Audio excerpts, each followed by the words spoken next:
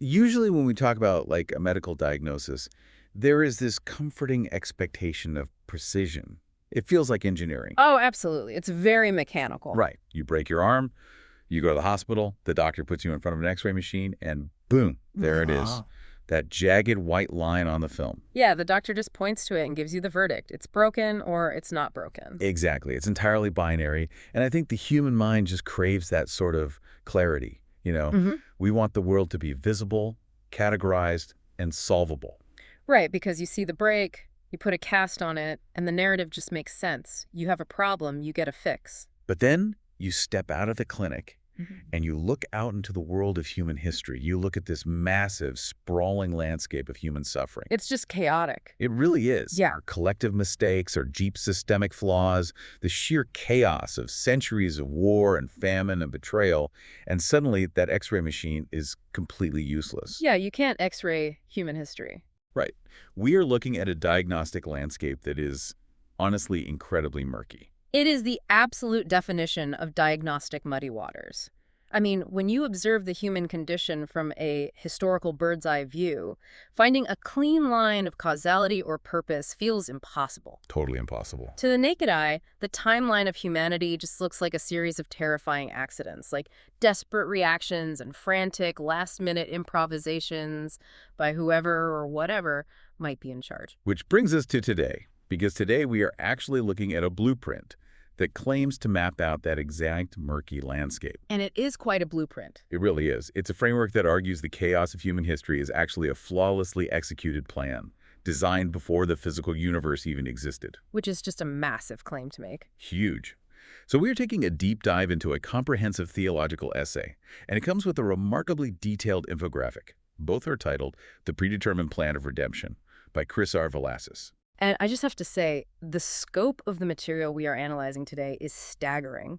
It really demands a complete reframing of how we view the timeline of existence itself. Yeah, we are going to meticulously unpack this specific framework Velasquez lays out. Yeah. And for you listening right now, regardless of your personal theological background or where you currently stand on these specific religious doctrines, engaging with this perspective is just a profound intellectual exercise. Oh, without a doubt. It completely rewrites how you might read history. Right, it forces a reconsideration of the nature of human suffering, and it presents this highly specific lens through which to view the nature of the divine. So where do we start? Well, okay, let's unpack this. Because the scale of the topic pushes the mind way, way beyond human calendars. We are dealing with an architecture that existed before Eden. Before the concept of Adam. Right, before the very first stars even ignited in the vacuum of space. So the core mission of this deep dive is to explore one massive, mind-bending question proposed by the text. And that question is whether redemption was a reaction. Exactly. Yeah. Was the redemption of humanity an emergency response to a catastrophic failure? Or was it the ultimate original plan all along? To even begin grasping the magnitude of what Velasquez is arguing here, we first have to deliberately strip away a deeply ingrained assumption. Which is hard to do. It's very hard, because it's a natural assumption born from our own human experiences of failure and recovery. We just naturally assume that God was merely reacting to a crisis when humanity fell. Yeah, if we lean back into that medical analogy we started with, it seems like the default human setting is to view the story of salvation as an emergency room triage. Like a code blue. Right. The alarm bells go off in heaven, the paramedics are rushing in, and God is the head surgeon looking at the monitors. He's saying, all right, humanity just crashed the car, they wrecked the garden. What do we do now? Get me a scalpel. Let's try to save the patient before they bleed out. Exactly. It paints a picture of a deity forced into improvisation, a scrambling deity. But Velasquez argues emphatically against that entire framework. He uses a vast array of scriptural sources to say, no, the cross was not an afterthought. It wasn't plan B. It was never plan B. The source explicitly states that the gospel does not begin with man's ruin. The starting line is not human failure. Wow, okay, so where's the starting line then? The starting line is God's eternal resolve to glorify his own mercy, his justice, his wisdom, and his love. That shifts the center of gravity entirely, doesn't it? I mean, that starting point isn't our deficiency. It is divine intention. The theological implications of that shift are massive. The argument is that if redemption is rooted in what the author calls eternity past, then the very nature of salvation is fundamentally altered. How so? Well, it is no longer a fragile rescue mission. It is not an accidental byproduct of human rebellion, and it is certainly not reactive. The text insists it is sovereign. It's anchored entirely in the immutable character of God rather than the notorious instability of human beings. Okay, wait, let me just stop you there for a second, because my brain immediately goes to a very dark place with this logic. I have to push back a little. Go for it. It's a heavy concept. If this was the plan all along, like if the blueprint for redemption was sitting on the drafting table before the universe was even spoken into existence, does that mean the fall of humanity was staged? Yes. The staged tragedy argument. Right. I mean, was the whole tragedy of human history just some cosmic setup so God could play the hero? Because logically, if the rescue was planned, the disaster had to be planned too, right? That is the most visceral, natural objection to raise. If the cure is predetermined, was the disease injected on purpose just to show off the cure? Exactly. The source actually anticipates and addresses this directly. Velazquez clarifies with significant emphasis that human sin was real, it was grievous, and it was devastating. The fall was not a staged production. Okay, but how? Well, the pain, the rebellion, the horrific consequences that followed, those were entirely authentic. The crucial distinction the text makes is that while the fall was undeniably real, God did not have to scramble to invent a response to it. I am really struggling to reconcile that, to be honest. How can something be an authentic, devastating disaster, but also be perfectly accounted for without being a malicious setup? The author points to the profound difference between a scripted play and an omniscient decree. Okay, walk me through that. In a staged play, the actors are just reciting lines. They have no agency. Their tears are fake. Their anger is fake. The betrayal is fake. The text argues that divine abundance, not divine deficiency, is the starting point here. Meaning God didn't need the drama. Exactly. Before creation, God existed in perfect triune fullness. He did not need to create humanity to cure loneliness, and he certainly did not need a tragedy to prove his goodness. Okay, I follow that. But in his omniscience, the decree of redemption was established. He ordained a redemptive answer that would not merely patch up a broken creation, returning it to baseline, but would actually surpass the original condition. Oh, I see. So it is less like an ER doctor reacting to a surprise car crash and more like a master architect who designs a towering skyscraper. That's a great way to put it. He knows with absolute certainty the exact magnitude of seismic activity the specific region will face. The earthquake isn't fake. The shaking of the ground is violent and real. Very real. But the building's ability to withstand it, to sway without breaking, and to stand even stronger, that was all designed into the bedrock foundation before the very first load of concrete was poured. Exactly. The disaster is real, but the structural triumph was predetermined. That captures the mechanics of the argument perfectly. The redemptive framework was the foundation, not the scaffolding hastily erected after the walls started coming down. Right. The fall wasn't a surprise that forced God's hand. It was a devastating reality that was already enveloped, from eternity, within a much larger, pre-existing eternal purpose. Okay, so having established this massive paradigm-shifting premise, we really need to look at the receipts. We do. We need the text. Where does this claim actually come from in the source? Because we are moving from high-level, almost abstract philosophical concepts into needing solid biblical foundations. What is the evidence Velazquez provides to prove this isn't just some modern theological theory? The source is adamant that this concept is not an isolated idea or a fringe interpretation. It's the connective tissue woven throughout the entire biblical canon. He gives a whole list, doesn't he? He does. Velazquez provides a substantial chronological list of textual evidence to support this claim of an eternal blueprint. He draws from multiple different authors across the scriptures. Yeah, I'm looking at the list from the essay right now, and the language used by these biblical writers is incredibly specific. It's almost startling when you read it through this lens. It really jumps out at you. For example, the author cites the Apostle Paul in the book of Ephesians. Chapter 1, verses 4 and 5, talks about believers being chosen in Christ before the foundation of the world. That phrase, before the foundation, is the linchpin. It is. The text also points to Ephesians chapter 3, where Paul describes the mystery of God's saving purpose as something that was hidden for ages in God and is only now being revealed. Like an ancient secret finally coming to light. Precisely. Furthermore, the author cites 2 Timothy 1.9, which speaks of grace being given before the ages began. Think about that phrase for a second. Before the ages began. that literally breaks the space-time continuum. It does. It forces the reader to step entirely outside the timeline of human history. And it's not just Paul formulating this. The source references Peter as well. 1 Peter 1:19 and 20 describes Christ as the Lamb who was foreknown before the foundation of the world. And the essay points out that Jesus himself utilized this exact framework. Oh, right, in Matthew. Yes, in Matthew 25:34. During a discourse on the final judgment, Jesus speaks of a kingdom that was prepared from the foundation of the world.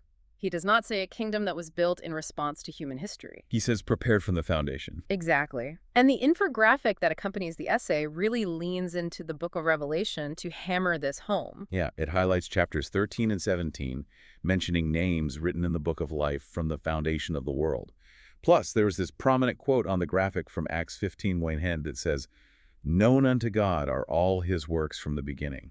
The author is meticulously stacking these references. He's demonstrating a consistent, undeniable theme of divine intentionality that reaches way, way back beyond the starting line of the universe. It is also vital to observe how the author connects this New Testament language back to the very beginning of the Old Testament narrative. Yeah. Because Villanassus argues that the Old Testament was actively preparing readers for this eternal reality. Yes, he focuses specifically on Genesis 3.15. That is the moment right after the catastrophic failure in the garden. Adam and Eve have eaten the fruit, they are hiding, and the entire structure of creation just feels like it's collapsing. And observe what God does in that narrative. After humanity falls, God does not pace the garden saying, "What shall I do now? Let me consult the angels for a revised plan." Right, he doesn't panic.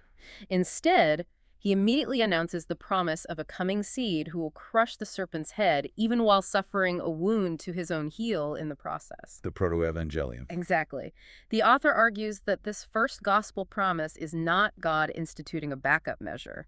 It is, in the author's precise wording, the very first public unveiling of the eternal purpose. So it's the moment the hidden blueprint is unrolled on the table for the absolute first time. He doesn't draw the plan in Genesis 3, he just reveals what was already in his pocket. That's a perfect visual. But see, here is where we hit a wall. Conceptually, this introduces an agonizing tension. The big paradox. The huge paradox. If everything is decreed before the foundation of the world, if the names are written in a book before I am even born, if the kingdom is prepared, if the lamb is foreknown to be sacrificed, are human decisions just an illusion? That is the question, isn't it? Yeah. Are we genuinely making choices, or are we just biological robots executing a code that was written billions of years ago? You have articulated the grand paradox of this entire theological framework. It is the tension between divine sovereignty and human culpability, and Villassus tackles it head-on in the source material. How does he resolve it? Well, the text argues that the biblical writers, the ancient prophets and apostles, never saw these two concepts as competitors. They didn't. No. They did not view reality as a zero-sum game where an increase in God's sovereignty automatically resulted in a decrease in human responsibility, or vice versa. But logically, to our modern Western minds, they feel completely opposed. I mean, if I'm writing the script, the actor isn't free. If the actor is free, I can't guarantee the ending of the script. How does the text possibly reconcile them? The author uses two monumental narrative examples from the text to demonstrate how these concepts operate simultaneously without violating one another. Okay, let's hear them. The first is the story of Joseph in the Old Testament book of Genesis. Oh, man. Joseph is the quintessential story of compounded human trauma. He is hated by his brothers, thrown into a pit, sold into human trafficking, falsely accused of assault by Potiphar's wife, Thrown into a lightless Egyptian prison, and forgotten by the people he helps. It is just a terrible, unrelenting sequence of horrific human choices. every single one of those actions was driven by genuine human jealousy, malice, lust, and cowardice. They were free, uncoerced choices made by culpable individuals. Real evil. Yet at the climax of the narrative, when Joseph is standing before the very brothers who sold him, he makes a staggering theological statement in Genesis 50:20. He says, "As for you, you meant evil against me, but God meant it for good." Wow, okay, wait. The author uses this text to show that the brothers' actions were genuinely evil, and they were entirely culpable for them. Concurrently, God was sovereignly meaning, not just utilizing after the fact, but actively meaning those exact same events for a predetermined redemptive purpose. Specifically, to position Joseph to save thousands of lives, including the brothers themselves, during that massive famine. Exactly. Let me wrap my head around that. The intention of the human and the intention of the divine are operating on the exact same event at the exact same time, but with entirely different motives and scopes. That's it, exactly. The brother's motive is destruction. God's motive is preservation. The human choice is real, but the divine decree acts as the ultimate container for that choice. That is a brilliant way to conceptualize it. And the second, even more profound example the source provides is the execution of Christ himself. Okay, the cross. Felicis cites Acts 2.23, which is a sermon preached by Peter shortly after the resurrection. It describes the crucifixion by saying Jesus was delivered up according to the definite plan and foreknowledge of God.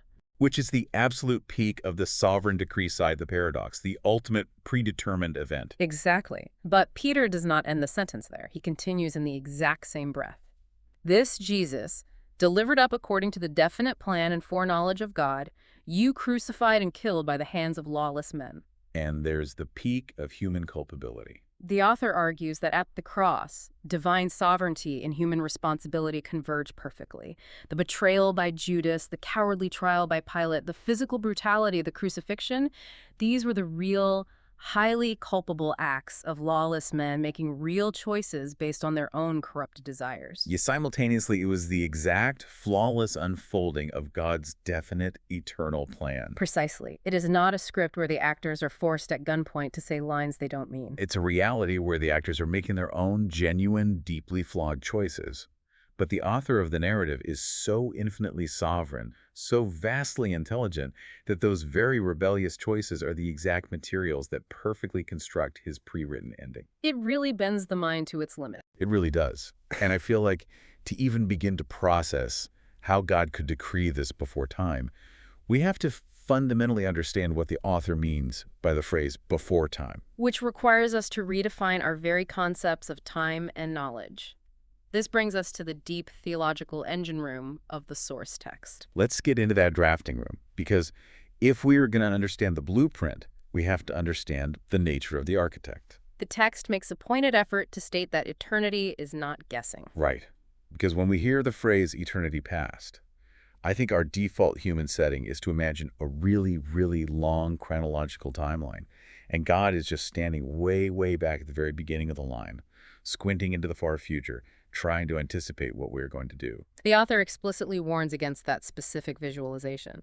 Felicis states that God does not remember the past or anticipate the future the way finite humans do. Because God is eternal. Right, meaning he is entirely unbounded by created time. Time itself is a property of the created universe. It is a dimension like height, width, and depth. Therefore, from God's uncreated perspective, there is no looking far back or looking ahead. There is simply his present eternal will. Exactly. The source uses a really great term here to explain why the Bible uses words like foreknowledge if God is outside of time. It says the language we use, like before the foundation of the world, is accommodative. Yes, accommodative language. Consider how an author writes a novel. Okay. The author exists outside the timeline of the book. To the characters inside the story, Chapter 1 happens before Chapter 10, but to the author holding the manuscript, the entire story exists at once. So the Bible uses lineal words like before and after to accommodate our finite sequential minds. Helping us grasp an infinite, simultaneous divine purpose. And because that decree exists outside of our sequential timeline, it completely changes how we view the mechanics of salvation, specifically the concept of grace. It revolutionizes it. The text argues that because this plan is eternal, grace has to originate entirely in God. It cannot be a reaction to something we do. And honestly, that completely destroys the karma model that most of the world naturally operates on. It absolutely dismantles the transactional model of religion. This is a crucial theological pillar in Felicis's work. How does he explain it? Well, if grace were merely God's reaction to our worthiness, or even his reaction to our potential, it wouldn't truly be grace. It would be a form of divine assistance, compensation, or a cosmic wage. Like getting paid for a job well done. Right. But the author points to the Apostle Paul in Ephesians 2, which describes humanity in its natural, fallen state, not as sick, not as drowning, but as being dead in trespasses and sins. Dead. Not struggling. Dead. As the author bluntly puts it, dead people do not generate their own resurrection. A corpse cannot initiate its own healing. So God's saving action must come entirely first. Grace is defined in this text as free mercy, completely unprompted by human merit, because it was established in the eternal decree before any human merit or demerit even existed to be evaluated. Which naturally leads us to the concept of foreknowledge. Yeah. Because the immediate counter-argument people raise is, okay, sure, grace is unprompted. Yeah. But God knew beforehand who would eventually be good or who would eventually choose him. And based on that advanced data, he made the plan. Ah, the advanced data argument. Hmm. The text pushes back aggressively on that definition of foreknowledge. This is actually one of the most paradigm-shifting sections of the essay. How so? The text completely redefines our standard dictionary understanding of foreknowledge. We typically think of foreknowledge as mere foresight. Like possessing a crystal ball. Right, or having the ability to watch a movie you have already seen. You know what happens, but you didn't cause it. Yeah, that's what most people think it means. But Velasquez argues that biblical foreknowledge is fundamentally different. It is relational, and it is covenantal. Relational foreknowledge. Break that down for me. How does knowing something beforehand become relational? The author explains that in the ancient biblical context, to know someone is rarely just an expression of cognitive data collection. It is an expression of intimacy, of choice, and of setting one's deepest love upon someone. Oh, that makes sense. The text provides Old Testament examples to prove this. In Amos 3.2, God speaks to the nation of Israel and says, "You only have I known of all the families of the earth." Well, God obviously possessed cognitive, factual knowledge of the Egyptians, the Babylonians, and the Assyrians. He knew they existed. Exactly. But he only knew Israel in a covenantal, electing, relational sense. Oh, that clicks. It is like when Jesus says in John 10:14, I know my own and my own know me. He isn't just saying I can successfully identify my followers in a police lineup. No, he is making a statement of intense belonging and predetermined love. Precisely. So, returning to Peter's statement that Christ was foreknown before the foundation of the world, the author argues Peter isn't just saying the Trinity had advanced data that Jesus would eventually show up on earth. He is speaking of profound divine appointment, an eternal design, and an intentional messianic mission forged in love. To be foreknown by God in this biblical sense is to be intimately chosen and loved by him before the clock of time ever started ticking. And this choice, this massive eternal plan, is not just God the Father acting in isolation. The source highlights that this blueprint is inherently Trinitarian. Yes, it states that redemption is Trinitarian from eternity to eternity. Why is that point so important? This point is vital for the author to protect against a very common, very distorted view of the cross. Many people subconsciously view the atonement as a moment where an angry, vindictive father is trying to destroy humanity, and a loving, gentle son steps in the way to absorb the blow. Sort of like good cop, bad cop. Exactly. But Velasquez argues that the cross was not some random historical collision where the father's justice and the son's mercy just happened to meet by accident. So what was it? The atonement is presented as the historical, visible unveiling of a unified covenant made between the Father, the Son, and the Holy Spirit before time. The text explicitly states that the members of the Trinity did not hold a sudden emergency consultation after Adam fell. There is perfect symmetry in the work. The Father sends the Son happily accomplishes the redemption, and the Spirit effectively applies it. It was a synchronized, predetermined agreement of pure love and shared purpose. And comprehending this Trinitarian unity, the author argues, protects the structural unity of the entire Bible. How does it do that? It proves the scriptures are not a haphazard, contradictory collection of ancient religious fragments authored by different tribes. The eternal Trinitarian decree provides the steel framework that stringently connects the law, the prophets, the Gospels, and the Apocalypse into one single, unified, coherent, redemptive drama. Okay, so we have done the conceptual heavy lifting here. We have established this eternal, Trinitarian, non-reactive blueprint. Now, I want to transition to the infographic that accompanies the essay. It's a really helpful visual guide. It is. Velasquez actually maps out this invisible, eternal decree onto a visual, 12-step cosmic timeline. We need to see how this hidden architecture actually unrolls in the dirt and blood of human history. Let's do it. Let's look at what we can call Act 1 of this cosmic timeline, which covers steps 1 through 5 on the graphic. The visual representation is incredibly helpful for synthesizing the narrative arc. It begins with step 1, eternity to creation. And the guiding scripture the author uses here is Colossians 1:1c. Right. As we discussed, God exists in perfect fullness. The core takeaway from this foundational step is that creation is a pure, overflowing gift of divine abundance. It's not a necessity born of divine loneliness or need. Then the timeline moves to step 2, creation to the fall, Yeah. grounded in the narrative of Genesis 3. Creation is spoken into existence and declared very good, but the fall of humanity is catastrophic. Sin enters the physical realm, spiritual fellowship is broken, and death becomes a reality. But the anchor to this step, based on everything we've read, is that God is not caught off guard. The graphic visually reinforces that the redemptive answer was already ordained to far surpass the original unfallen creation. So the goal was never just about getting humanity back to the neutral innocence of Eden, No, it was about propelling humanity forward to a glorified state through an unbreakable union with the incarnate Son. which flows directly into step 3, fall to covenant. The key scriptures cited here are Genesis 12 and 2 Samuel 7. This is the era where the eternal purpose starts taking a visible, historical, geopolitical shape. We see the progression of covenants with Noah, Abraham, Moses, David, and the promises through the prophets. And the text emphasizes something critically important here. What's that? These are not alternate plans. That is a crucial distinction to make. Many readers approach the Old Testament as a series of failed divine experiments. Like, God tries a covenant with Noah, but humanity still rebels. So he tries a new approach with Abraham, but his descendants end up in slavery. He tries giving the law through Moses, but they break it. He tries establishing a monarchy with David, but the kings become corrupt. Right, but Velazquez argues forcefully that these are not Plan C, Plan D, and Plan E. They are progressive, highly calculated pedagogical stages in one overarching unified plan. It is like watching a master sculptor at work on a block of marble.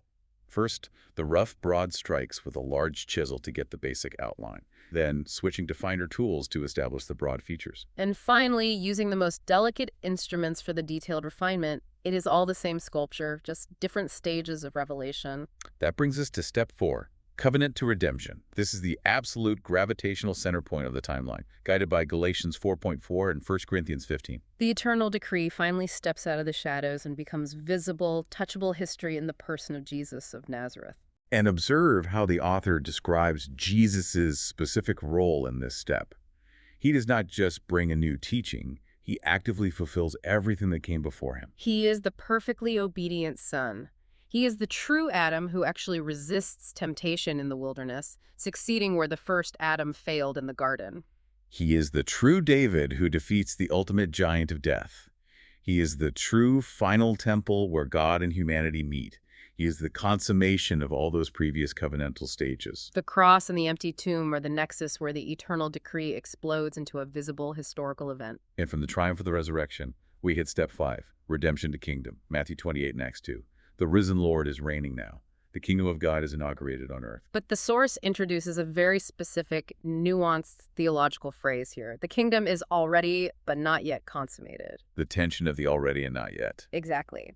The theological reality is that Christ is currently reigning, the gospel is actively advancing across the globe, and individuals are being regenerated. The author points out that every single genuine conversion is empirical evidence that the decree made in the silent halls of eternity past is actively bearing fruit in present noisy time. The eternal plan has successfully invaded the present evil age.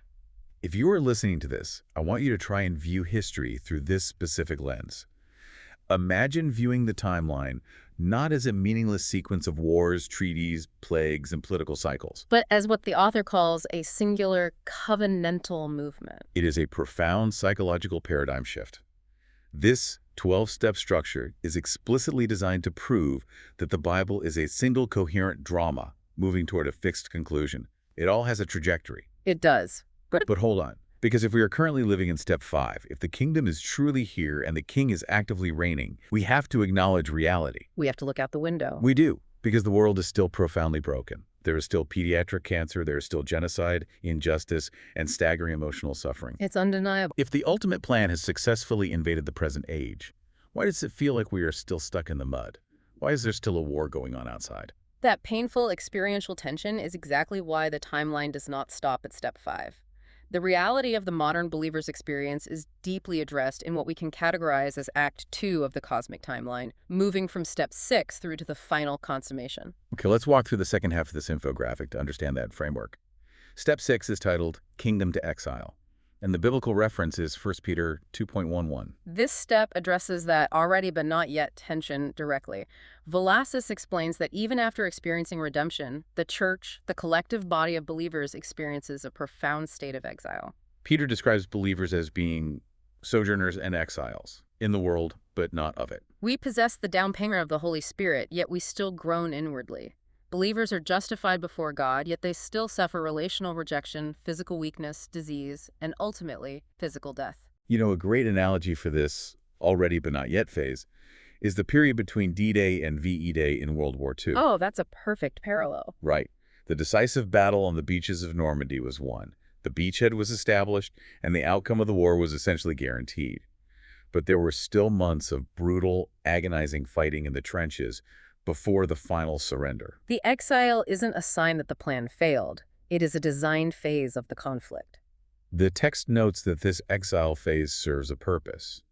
It teaches us that the final, glorified form of redemption is still ahead. It keeps the human heart from getting too comfortable in a world that is still broken.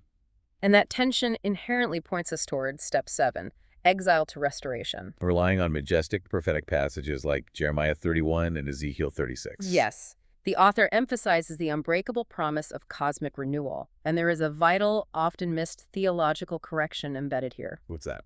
The biblical narrative, according to Velasis, never ends in a mere ethereal escape from Earth. Oh, that is such a common misconception.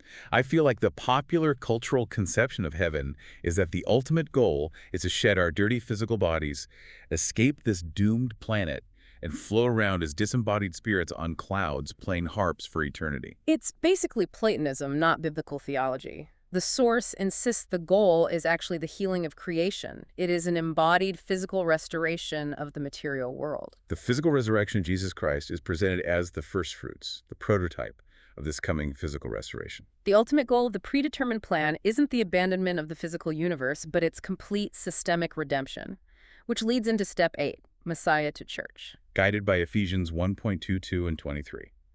The eternal plan has now entered what the author defines as its missionary phase. I love how the text defines the church in this step. It explicitly states that the church isn't just a human volunteer association. Right, it's not a religious Rotary Club or a self-help group. It is the purchased people of God, serving as the historical, visible witness to the principalities and powers that God's eternal purpose has decisively broken into the present age. The church is the ordained vehicle through which the plan is currently advancing across geographic and cultural boundaries, but this missionary age will eventually reach its appointed conclusion. Bringing us to step 9, judgment. The text references Jesus' words in John 5.22 through 29. Judgment is an incredibly heavy topic, and in modern discourse, it is frequently avoided or softened. It is, but the author ties it directly back to the integrity of the eternal plan. He argues that the final judgment is the ultimate proof that eternity past was morally serious. Morally serious is a profound descriptor. It really is. The eternal plan was not just about indiscriminately dispensing mercy while winking at evil. It intrinsically includes the execution of perfect justice. The author insists that the horrific evils of human history, the abuses, the tyrannies, the hidden cruelties, will not be ignored forever. Every hidden thing will be exposed to the light. And Christ, acting as the appointed judge of the cosmos, will perfectly vindicate divine holiness. Understanding that justice matters to the eternal blueprint brings a deep psychological resolution to those who have suffered unjustly. It means their pain was seen and it will be addressed. Absolutely. After the vindication of judgment, the timeline moves to step 10, the millennium, citing Revelation 20.4 through 6. Now, the author is very careful here to note that faithful Christians hold many different, specific eschatological views, different interpretations on the exact timing and nature of the end times. But what is the core, undeniable point he is making, regardless of those specific in-house debates? The broad, undeniable trajectory of the biblical text is that Christ will ultimately reign over the earth. Every single one of his enemies will be finally and completely subdued, and his kingdom will be fully, visibly consummated. The theological debates over the exact chronological timeline do not change the absolute, rock-solid certainty of the final outcome. Which ushers in the climax in step 11, new creation, Revelation 21, the new heavens and the new earth. The curse of sin is entirely removed, the entropy of death is eradicated, and God dwells directly, intimately with his people in a restored physical universe. And finally, the map concludes at step 12, eternity future. Revelation 22.5. The entire massive cosmic narrative returns to eternity. But crucially, Velazquez points out a subtle but magnificent detail. It does not return as a mere cyclical repetition of the beginning. Right. It returns as a perfected fulfillment. Is not just hitting the reset button on the console to go back to the unfallen innocence of Eden. It is Eden realized, tested by fire, fully redeemed, and eternally glorified. It totally flips the script on how we view the end goal of human existence. Like we said earlier, it's not floating away into the ether, it is a perfected physical reality. It's beautiful. So having traversed this massive 12-step cosmic map from before time to the end of time, what does this all mean for you listening to this right now? That is the necessary, unavoidable question. Because theology constructed on this grand of a scale must have practical boots-on-the-ground applications, otherwise it is nothing more than sterile philosophical speculation.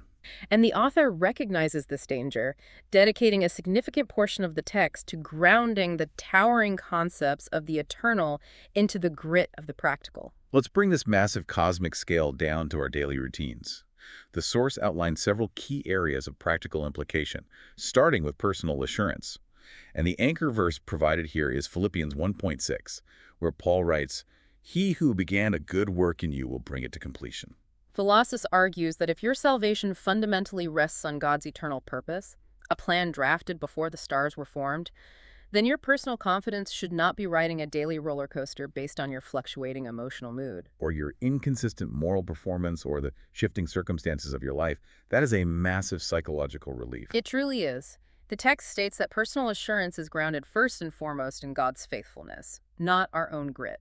I love how the author frames the central question here. When you are doubting your standing, the question you should ask isn't, am I strong enough to hold on to God through this storm? The actual question is God strong enough to hold on to me? And because the plan is eternal, sovereign, and unchanging, the answer is an absolute, resounding yes. It brilliantly shifts the paralyzing burden of ultimate security off the frail, easily exhausted shoulders of the individual and places it squarely onto the omnipotent decree of God. However, the author is remarkably quick to pair that comforting truth with a second practical implication: holiness. Ah, yes, because the immediate cynical response from human nature to the concept of eternal assurance is often, well, if I am permanently secure, it doesn't really matter how I live. Right, I'm eternally covered by the decree, so I can just do whatever I want. I have a golden ticket. But the text uses Ephesians 1.4 to shut that loophole down completely. It reminds the reader that we were chosen, that we should be holy and blameless. The author is uncompromising on this point. Biblical election is never, ever permission for moral indifference. He states that eternal grace inherently creates earthly obedience. If a doctrine of eternal security produces pride, passivity, or a license to sin in a person's life, they have fundamentally misunderstood the doctrine. The only proper, logical, and spiritual response to receiving eternal, entirely unmerited mercy is a life of reverent, grateful obedience. Assurance leads to deep gratitude, and gratitude naturally produces holiness. Exactly. The third practical implication deals with a reality we all face eventually: suffering. We talked earlier about how the X-ray of human history is murky. Romans 8.28 famously says that all things work together for good for those who love God. How does viewing the world through the lens of an eternal blueprint change a person's actual experience of pain? It alters the experience by injecting profound meaning into the chaos. Velazquez is careful to acknowledge that God's eternal plan does not magically act as an anesthetic. It does not make pain pleasant. Suffering still hurts deeply. But the doctrine ensures that the pain is meaningful. History is not random. The text points to the blood of the martyrs, to the agony of Israel's exile, and most ultimately to Christ's brutal cross-all, demonstrating that redemptive purpose often requires passing through the crucible of deep affliction. The source has a brilliant, haunting line here. What looks like delay may be preparation.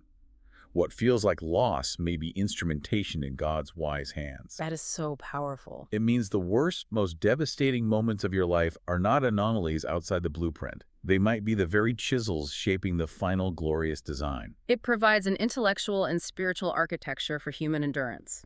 Next, the author tackles mission and evangelism. And this is where many people, even theologians, hit a massive logical roadblock. Okay, I have to play devil's advocate here because this is the exact challenge so many people struggle with. Let's hear it. If absolutely everything is completely predetermined, if the names of the saved are already written in ink in the book of life, from the foundation of the world, why bother evangelizing? The classic objection. Right. Why do mission work? Why get out of bed to tell anyone about the gospel if the final outcome is already locked in a cosmic vault? It sounds like an incredibly demotivating theology. It is the classic, most frequent objection raised against the doctrine of predestination. But Velazquez argues that, when understood biblically, the doctrine of eternity past does not undermine evangelism. It actually acts as its greatest fuel. How does that work? He uses the narrative example of the Apostle Paul in Acts 18:10. Paul is planting a church in the city of Corinth. He is facing intense, potentially violent opposition, and he is likely terrified and ready to quit. Makes sense. But God speaks to him in a vision and tells him to keep speaking and not be silent, for I have many in this city who are my people. Wait, let me look at that. God doesn't say, keep speaking so that they will become my people. He says, keep speaking because they are my people. Yes. So God's sovereign decree of election was the exact reason Paul didn't pack his bags and quit. Divine sovereignty fuels human perseverance in the face of impossible odds. So the author explains the mechanism. God ordains the means just as much as he ordains the ends. Exactly. The ultimate end is the salvation of specific individuals, but the specifically ordained means to achieve that end is the vocal preaching of the gospel by human messengers. You simply do not have one without the other. Therefore, you engage in the mission not with the frantic, exhausting anxiety that the eternal destiny of souls depends entirely on your personal persuasiveness or marketing skills, Right. but with the rock-solid confidence that God is actively, sovereignly working through your obedient efforts to accomplish his decreed purpose.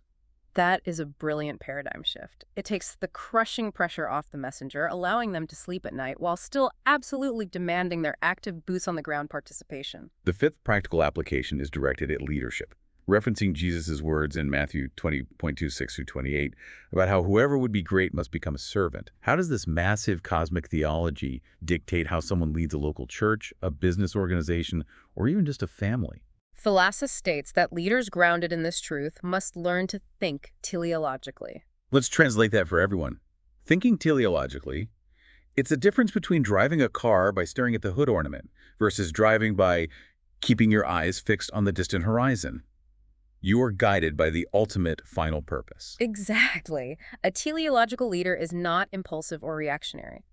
If you genuinely understand that God's plan is not a chaotic scramble, but a steady, unstoppable, eternal decree, your style of leadership should reflect that calm, heaven-sent wisdom. It should be extraordinarily patient and resolutely future-oriented. The author specifically warns against the modern temptation for leaders to try and build temporary kingdoms for themselves, or to constantly chase short-term, flashy spectacles to artificially prove their success. A leader grounded in this theology stops trying to invent their own blueprint and simply serves the kingdom that has already been decreed. Stop trying to play architect. Just be a faithful foreman following the plans that were already drawn up. Exactly. And the final practical implication the text offers is worship. Romans 11:36. The text emphasizes that the primary ultimate purpose of this incredibly deep doctrine is not to give theological specialists a complex puzzle to solve in a classroom. It is entirely doxological, meaning its end goal is to produce pure, unadulterated worship. If you truly, deeply grasp the reality that your personal salvation originated in the infinite mind of God before time began, completely apart from any merit or effort of your own, the only rational, appropriate response is profound humility. And fierce adoration, completely devoid of human arrogance. It is meant to put us on our knees in awe, not puff up our egos with secret knowledge. But, as with any incredibly powerful tool or massive concept, there is immense danger if it is mishandled. Before concluding his essay, Velazquez is careful to set up some necessary theological guardrails. We definitely need those. He outlines 5 specific dangers, 5 things this doctrine absolutely is not. Let's discuss the psychology behind these traps, starting with fatalism. Fatalism is perhaps the most common, deeply rooted misunderstanding. People hear words like predestination or eternal decree, and their minds immediately jump to a cold, blind, inescapable fate. Like the Greek fates or something. Exactly. But Velazquez points out that fatalism is a fundamentally pagan concept, not a biblical one. In fatalism, fate is an impersonal, uncaring, unthinking necessity that crushes human beings. While biblical predestination, on the other hand, is the wise, meticulously loving decree of a living, highly personal God. Right. The final outcome is indeed secure, but the driver of the vehicle is a loving father, not an indifferent, mechanistic universe. The second danger he lists is speculation detached from revelation. This is when people take the concept of election and turn it into a sort of mystical secret code. Right. It is the very human temptation to try and peek behind the cosmic curtain to read the hidden lists of who is in and who is out. Which is incredibly arrogant. The author strictly warns against this arrogant intrusion. We are not invited to pry into God's hidden, unrevealed decrees. Instead, we are commanded to look directly at the revealed word, to look to the person of Jesus Christ. The comfort of the doctrine is found in trusting Christ's character, not in attempting to decipher a hidden cosmic ledger. Guardrail number 3 is the neglect of human responsibility. We wrestled with this earlier during the discussion on the grand paradox of sovereignty and free will. Yes, and it bears repeating as a stern warning. Velasquez calls this error flattening the biblical witness. If you emphasize God's absolute sovereignty so much that you completely ignore or erase human accountability, you are violating the integrity of the text. The exact same Bible that unapologetically teaches eternal predestination also urgently, passionately commands human beings to repent, to believe, to obey, and to endure to the end. You cannot use the eternal decree as a philosophical excuse for spiritual laziness or apathy. The fourth danger is underestimating the seriousness of sin. I can easily see how someone might logically deduce, well, if the fall of humanity was ultimately part of a massive plan that leads to a greater glory, then my personal sin isn't really that big of a deal. It's just a necessary stepping stone in God's plan. The author counters that toxic assumption very strongly by pointing back to the cross. How so? If the predetermined plan for redemption required the brutal incarnation, the physical torture, and the agonizing death of the very Son of God, then sin is an unimaginably massive, infinitely costly rebellion. The cross does not minimize the severity of sin. The cross publicly displays exactly how horrific and severe sin truly is because of the staggering price it costs to atone for it. Exactly. And the final guardrail is non-Trinitarian living. The text says that professing this massive doctrine of grace while living a prideful, harsh, or isolated life is a complete contradiction of terms. Because the plan itself is rooted in the eternal, loving, communal relationship of the Trinity. Right. If you claim to understand a grace that was freely given before time by a communal, triune God, yet you treat others with arrogance, refuse to forgive, or isolate yourself from the community of believers, your daily life is functionally denying the very theology you claim to believe in your head. It is the ultimate hypocrisy. Looking at the infographic, it literally provides a checklist to summarize these guardrails, acting as a final filter for defining what the eternal purpose is and isn't. It serves as an excellent, concise summary. The checklist firmly states that the eternal purpose is not an accident. It is not reactive, it is not fragile, and it is not man-centered. Conversely, it is flawlessly Christ-centered, and it is entirely, ultimately for the glory of God.